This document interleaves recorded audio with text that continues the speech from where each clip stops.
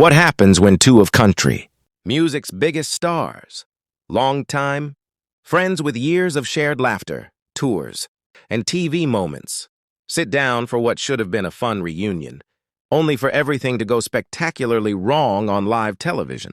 When Blake Shelton walked off the Kelly Clarkson show, nobody in that studio or watching from home could believe what they were seeing.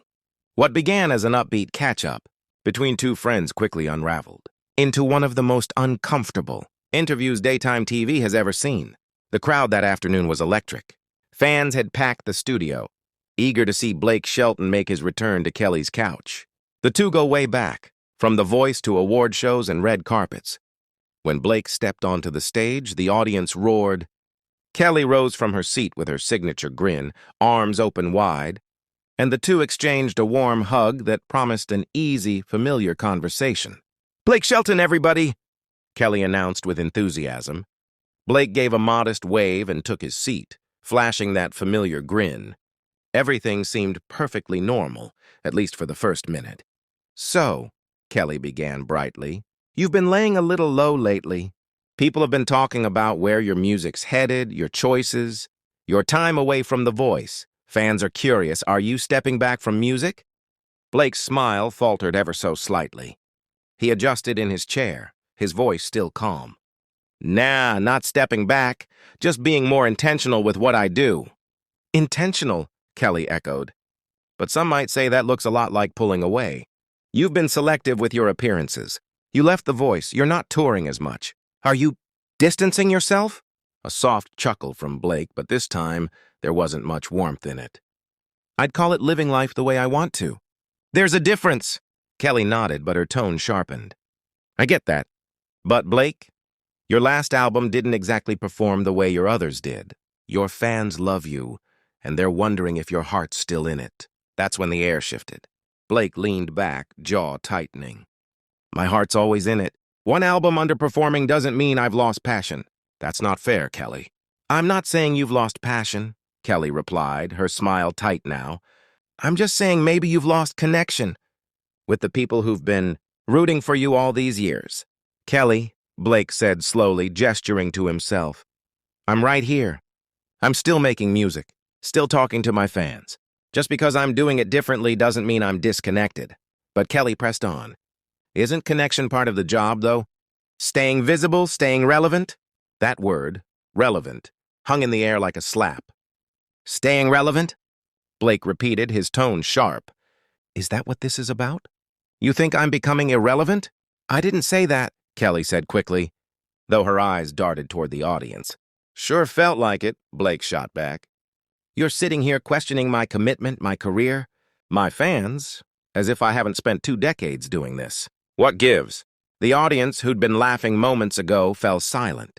"Blake, I'm not attacking you," Kelly said softly. "I care about you. You've been such a big part of my life, and I just feel like lately you've been different." "Different," Blake repeated, shaking his head. "You mean private?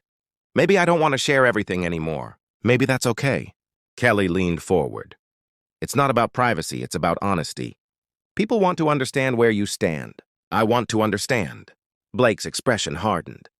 "You want honesty? Okay, the truth is I'm living life on my own terms. Not for cameras, not for critics, not even for interviews like this. And the fact that makes people uncomfortable says more about them than it does about me." Kelly tried to recover, her voice trembling slightly. "I'm not uncomfortable. I just think when someone cares about you, they ask questions. They check in. And when you care about someone," Blake said evenly, "you don't put them on the spot on national television." Kelly blinked, taken aback. "That's not what I'm doing." "Isn't it?" Blake countered. "Because this sure feels like an ambush." The crowd shifted uneasily. You could almost feel the energy draining from the room. "I'm just trying to have a real conversation," Kelly said, her voice rising. "I thought we were close enough to be honest." "Honest is one thing," Blake said. "This is different. This feels like you're trying to prove a point, and I'm the example." "Come on," Kelly pleaded. "Don't do that. I'm not the bad guy here." "I didn't say you were," Blake replied. "But maybe you need to think about how this comes across. You're questioning everything I've done like I owe you an explanation." I don't. Kelly took a breath, trying to regain control. Okay, let's reset. That's not what I meant to do. Then what did you mean? Blake asked, his tone still firm but calmer now. I mean, Kelly said carefully, you've always been the guy who's everywhere. Fun, spontaneous, the life of the party. And now it feels like you've disappeared. I think people just miss that side of you. Maybe that version of me was exhausting, Blake replied. Maybe I'm happier now being quieter. Just because you can't see it doesn't mean it's not real. Kelly sighed. If you're so happy, then why does it look like you're running from everything you built? I'm not running from anything, Blake said. I left the voice because it was time. Not everything has to be a crisis. But your fans, Kelly started. My fans, Blake interrupted, know me better than that. They don't need me to live under a spotlight to love my music. The tension was unbearable now. The camera zoomed in as Blake stood up suddenly, pushing his chair back. You know what, Kelly? I think we're done here. Gasps rippled through the studio. Kelly rose too, instinctively reaching out. Blake, wait. Don't do this. Sit down. Let's talk. Talk about what? Blake asked, his voice raised. You've already made up your mind about me. I'm not here to defend my choices. Kelly's expression was a mix of shock and hurt. That's not what this is. You're twisting my words. Am I? Blake shot back. Because from the second I sat down, you've been grilling me. This isn't a friendly chat, it's an interrogation. I'm pushing because I care, Kelly said, her voice breaking slightly. Because I see you pulling away. Maybe you're seeing what you want to see, Blake said. You're looking at headlines, not my life. Kelly stepped forward, her voice softer now. Then tell me your side. Help me understand, please. Blake exhaled slowly, his tone dropping. I'm not shutting down, Kelly, I'm setting boundaries. There's a difference. And right now I need to protect my peace. You think I'm attacking you, Kelly said, but I'm not. I'm trying to reach you. Well, you missed, Blake replied. Because this doesn't feel like care, it feels like criticism. The room went silent again. Cameras stayed locked on the two as the tension thickened. If you think I'm criticizing you, Kelly said quietly, maybe it's because something I'm saying is hitting a nerve. Blake gave a short, humorless laugh. There it is. You think you know better than me about my own life. I think I know when my friend is struggling, Kelly said softly. And I think you're too proud to admit it. Blake shook his head, clearly frustrated. You call it struggling. I call it growing. You call it pulling away. I call it peace. Kelly's eyes glistened. It just feels like you're shutting everyone out.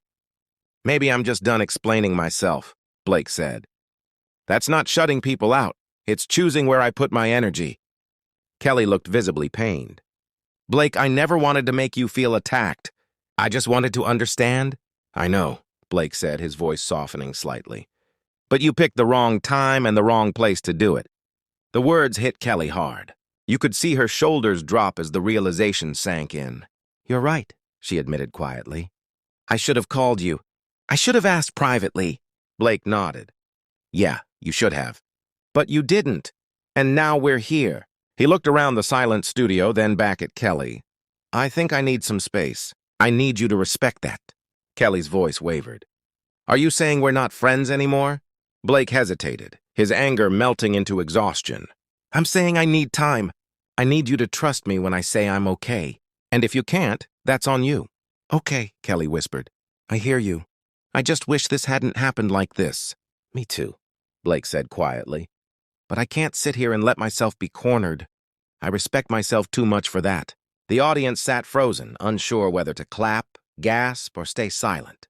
Kelly looked heartbroken but composed, fighting to keep her voice steady. I never meant for it to feel like this, she said. I thought we could be real. We were, Blake said, starting toward the exit. Maybe too real. Kelly took a step forward. Blake, please, don't leave like this. We can fix this. But Blake shook his head. Not right now. Not like this. He turned and walked off stage, leaving Kelly standing alone under the hot studio lights, visibly shaken, but still trying to smile through the awkward silence. After he left, the audience didn't know what to do. Some clapped awkwardly. Others just sat stunned. Kelly finally looked toward the camera and said softly, We'll be right back. That moment replayed across social media within minutes, clips going viral, fans taking sides, Some defended Kelly, saying she was just being a concerned friend. Others sided with Blake, arguing that he had every right to walk away from what felt like a public ambush. But one thing everyone agreed on: you could feel the history between them. The warmth, the frustration, the care, and the hurt. It wasn't just celebrity drama. It was two people who once shared laughter and success, now colliding over what it means to change, to grow apart, and to still call that friendship. As of now, neither Kelly Clarkson nor Blake Shelton has publicly addressed what happened after that day. Maybe time will heal it. Maybe it won't. But one thing's for sure: no one who saw that interview will ever forget it. Because in a world where everything is polished and practiced, this moment was raw, real, human, and sometimes that's exactly what makes it unforgettable.